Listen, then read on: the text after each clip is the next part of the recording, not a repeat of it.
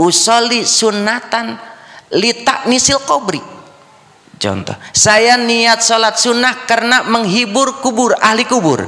Tapi kalau makruh tahrim mah dalilnya mau sholat sunnah mutlak dulu, nanti sholat asar mah belakangan. Sholatnya mah dari jam 4, sholat sunnah aja tuh.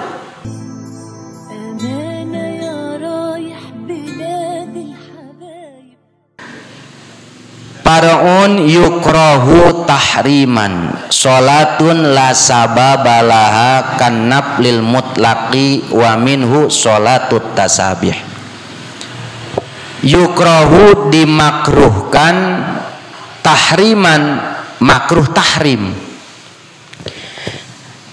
Sholatun la sababalaha, sholat yang tidak mempunyai sabab. Kanab lil mutlaki, seperti sholat sunnah mutlak. Nah, sholat sunnah mutlak tuh ya sholat aja, usolli sunnatan rok'ataini lillahi ta'ala. Saya niat sholat sunnah 2 rakaat karena Allah ta'ala. Ya, sepanjang waktu kita boleh sholat gitu. Ngan sholat apa? Sholat zuhur udah, sholat qobliyah ba'diyahnya udah. Ini gua sholat apa lagi ini ya, tapi masih pengen sholat sohor. Iya, hebat ini mah lagi nyeritain hebat ini mah. Iya, lagi pengen sholat, masih pengen sholat dulu. Sholat apa lagi nih? Kayaknya udah kehabisan. Udah terus sholat, namanya sholatnya sholat sunnah mutlak namanya. Usolli sunnatan rok'ataini lillahi ta'ala. Saya niat sholat sunnah 2 rakaat karena Allah ta'ala. Jadi makruh tahrim sholat yang tidak mempunyai sabab, seperti sholat sunnah mutlak ba'da adai subhin, setelah melaksanakan sholat subuh gitu.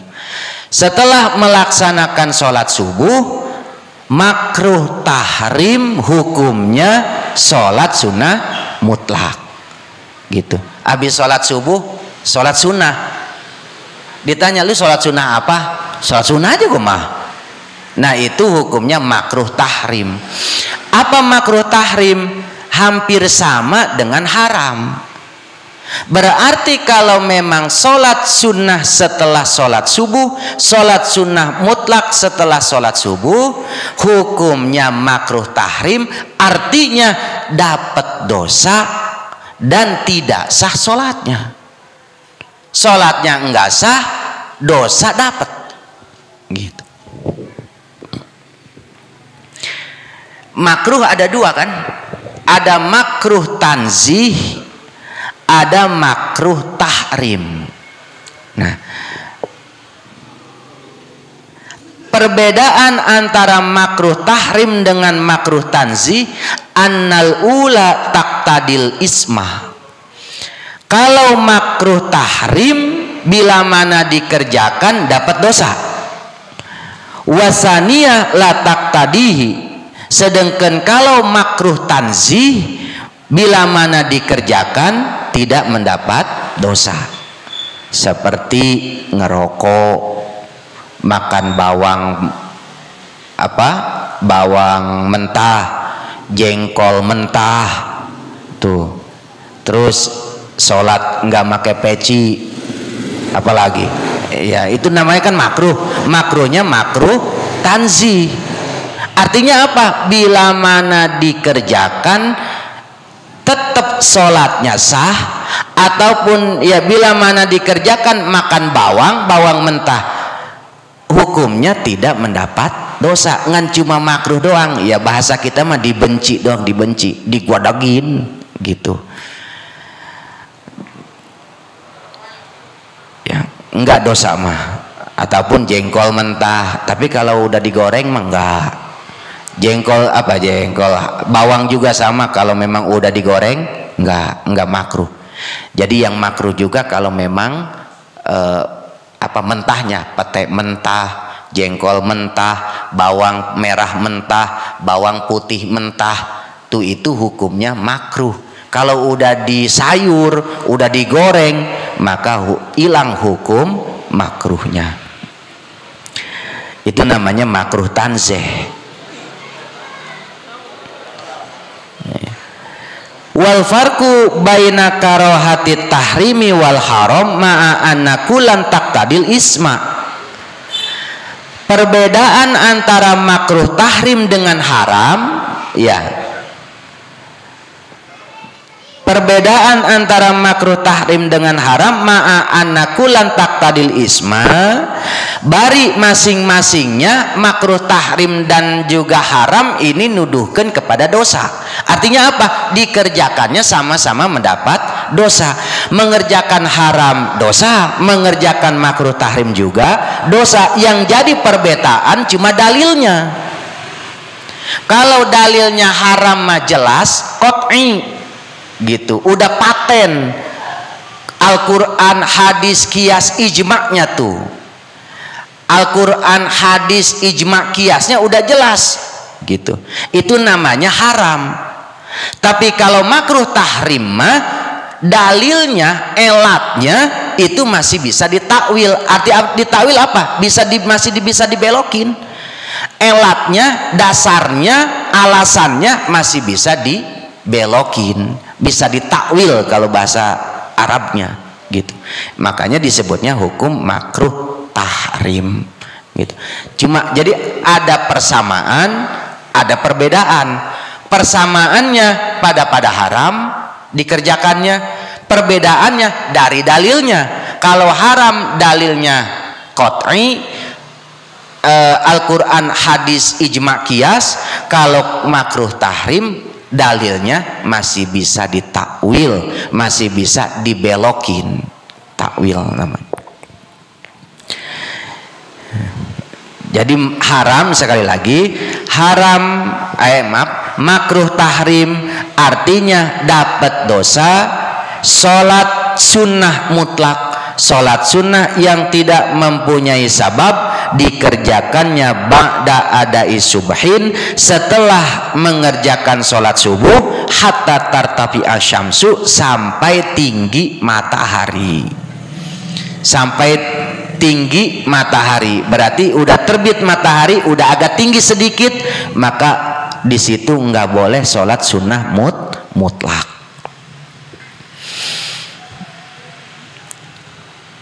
Ukuran tinggi semana? Ukuran tinggi itu waktu subuh ditambah 2 jam 10 menit. Tuh. Waktu subuh berarti jam berapa? Seperti jam 4:30. Tuh, ukuran matahari tinggi itu berarti waktu subuh ditambah 2 jam 10 menit. Jadi jam berapa? Jam 7 kurang 20 menit. Tuh. Jam 7 kurang 20 menit itu disebutnya matahari udah tinggi. Jadi dari mulai 4:30 udah beres sholat subuh, maka tidak boleh mengerjakan sholat sunnah mutlak, sholat sunnah yang tidak mempunyai sebab, sampai jam 7 kurang 20 menit. Seperti itu aja udah, gampangnya mah. Karumhin, seperti satu bak. Ukuran satu bak susah ya. Jadi begini ya, maaf, waktu duha itu adalah ukuran matahari tinggi setumbak. Waktu duha, mulai masuknya waktu duha adalah tingginya matahari ukuran setumbak, karumhin. Sama masuknya waktu Idul Fitri, Idul Adha pun sama, yaitu udah tingginya matahari ukuran setumbak. Nah, yang jadi pertanyaan, ini matahari ukuran setumbak semana? Apakah kita bawa tongkat masjid ngukur? Enggak juga kan? Iya, setumbak kan begitu. Iya, ukuran setumbak. Ukuran setumbak semana? Kan susah. Udah patokannya ukuran setumbak, tingginya matahari ukuran setumbak, waktu subuh ditambah 2 jam 10 menit. Berarti kalau di mana udah 2 jam 10 waktu subuh ditambah 2 jam 10 menit berarti udah masuk waktu duha, udah masuk waktu Idul Fitri, udah masuk waktu sholat Idul Adha, seperti itu. Berarti kalau masuk waktu subuh jam 4:30 kita sholat Idul Fitri, jangan sampai kurang dari jam 7 kurang kurang 20 menit. Gitu aja udah ya, ngukur waktunya.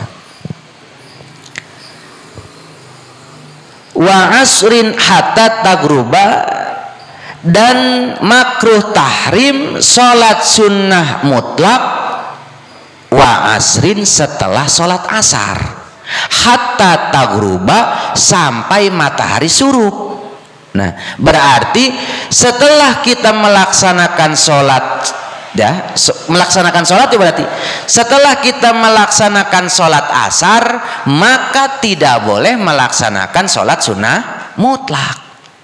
Kita melaksanakan sholat asarnya jam berapa? Jam 4. Berarti setelah sholat asar jam 4 tidak boleh sampai maghrib melaksanakan sholat sunnah mutlak. Saya mah sholat asarnya jam 5. Sekarang bagaimana melaksanakan sholat mutlak jam 4? Masih boleh. Sebab apa? Belum sholat asar. Gitu. Lah saya mah mau sholat sunnah mutlak dulu, nanti sholat asar mah belakangan. Sholatnya mah dari jam 4. Sholat sunnah aja tuh.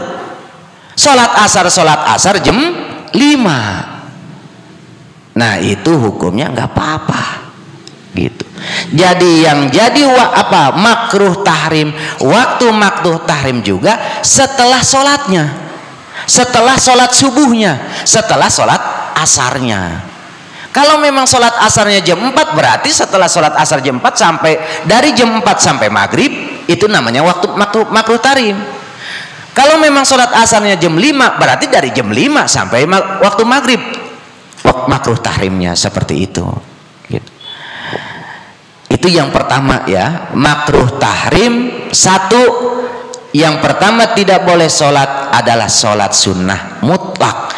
Arti sholat sunnah mutlak la sababalaha, sholat yang tidak mempunyai sabab, ya kan? Sholat yang tidak mempunyai sabab, apa disebutnya, sabab mutaqaddim ataupun sabab mutaakhir ataupun sabab muqarin. Nanti kita bahas. Ya, mempunyai sabab. Seperti kalau sabab nih, kita kenapa sih bisa disunahkan sholat? Oh, mau bepergian. Tuh, bepergian sabab namanya kan. Sababnya ada yang duluan, ada yang belakangan. Sabab dulu baru sholat, ada yang sholat dulu baru sabab. Gitu. Nanti kita ini ada juga bebarengan, di mana sabab di situ sholat. Ada disebutnya sabab muqarin. Nanti kita bahas. Nah, kalau sholat sunnah mutlak mah nggak ada sabab apa-apa. Contoh lagi, termasuk sholat sunnah mutlak menurut guru itu termasuk sholat hadiah. Sholat hadiah itu termasuk sholat sunnah mutlak. Sebab apa? Sebab niatnya nggak apa-apa itu. Niatnya kan begitu. Usolli sunnatan rakaataini lillahi ta'ala. Saya niat sholat sunnah 2 rakaat karena Allah. Enggak begini, saya niat sholat sunnah hadiah, enggak begitu, ya kan? Di ajaran guru mah usolli sunnatan rakaataini lillahi ta'ala. Saya niat sholat sunnah 2 rakaat karena Allah Ta'ala. Malah menurut guru dijawab, kalau niat sholat hadiah dicantelin, ya begini niatnya, seperti usolli sunnatan litaknisil qabri. Contoh, saya niat sholat sunnah karena menghibur kubur, ahli kubur, 2 rakaat karena Allah Ta'ala, maka hukumnya tidak sah. Kenapa? Mencantelkan niat sholat dengan tujuan. Gitu. Sholat, niat sholat tuh jangan ada tujuan, jangan ada tujuan, kecuali kalau memang udah warid dari kanjeng Nabi, seperti sholat tarawih, sholat duha, sholat tahajud, usolli sunnatat duha, usolli sunnatat tahajudi, usolli sunnatat tasbih. Itu memang udah kawarid dari kanjeng Nabi. Gitu. Adapun kalau sholat hadiah mah, ini mah kan ulama yang mengajarkan, ulama mantak niatnya mutlakin. usolli sunnatan rakaataini lillahi ta'ala. Jangan dicantelkan, kan niat salat nggak boleh ada muta'alaq, dicantelkan kepada dunia. Usolli sunnatan lil pulus. Wede ya. Saya niat sholat sunnah karena duit, sah nggak sah, sama kayak begitu gitu. Ini pendapat guru masing-masing ya, ini menyampaikan terserah, itu mah nanti tinggal mempertimbangkan. Beda saya aja ya, satu guru beda dengan guru yang lain, tinggal kita yang makainya ya. Jadi niat sholat hadiah menurut saya ya, saya makainya dengan pendapat guru yang niatnya dimutlakin, usolli sunnatan rakaataini lillahi ta'ala, dimutlakin aja. Wa minhu sholatut tasabih. Wallahu a'lamu bishawab. Mungkin itu aja penjelasan pengajian kali ini. Takut ada pertanyaan, mangga. Alhamdulillahirrabbilalamin, telah selesai penjabaran ilmu yang bermanfaat.